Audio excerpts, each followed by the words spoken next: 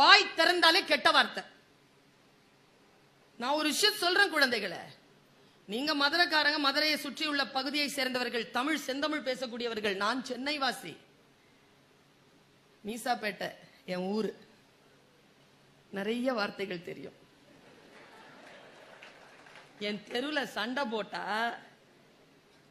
குழாயில எங்க அம்மா அப்பா அவங்க கூட இருக்கிறாங்களா, அவங்க எல்லாம் தெருவுல சண்டை போடுவாங்க இறங்கி. என் அம்மா சொல்லுவாங்க, ஏய் உள்ள போ, இருமா, சூப்பரா பேசுது அந்த அக்கா, கோர்வையா பேசுதுப்பா. ஒரு கொடத்தை முன்னால வைக்கிறதுக்கு 1916 இருந்து தொடங்குதுப்பா வரலாறு.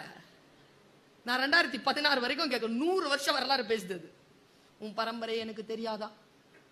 உங்க அம்மா அப்பா யாருன்னு தெரியாதா?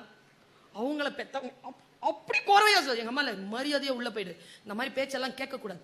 இருமா, சூப்பரா பேசுது அந்த அக்கா, ஏய் போடி உள்ள, தமிழ்மா, தமிழ்ல கெட்ட வார்த்தை கூட அழகா இருக்குங்க. ஆனால் என்ன தெரியுமா, ஆசிரியராகவும் மேடை பேச்சாளராகவும் இருப்பதனால் என் குழந்தைகளை ஒரு ரகசியத்தை உங்களுக்கு சொல்லுகிறேன்.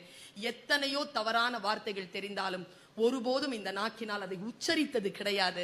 அதுதான் என் வெற்றிக்கு காரணம். விஷயத்தை தெரிஞ்சுக்கோ, ஆனால் பேசாத.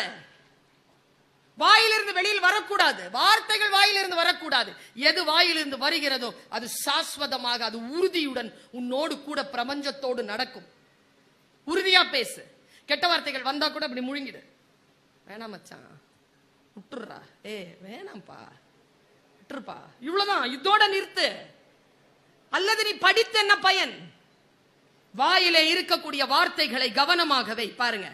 எப்போது இது சூப்பருங்க, எப்போதும் ஏதாவது ஒரு போதையில் தன்னை மூழ்கடித்துக் கொண்டு இருக்க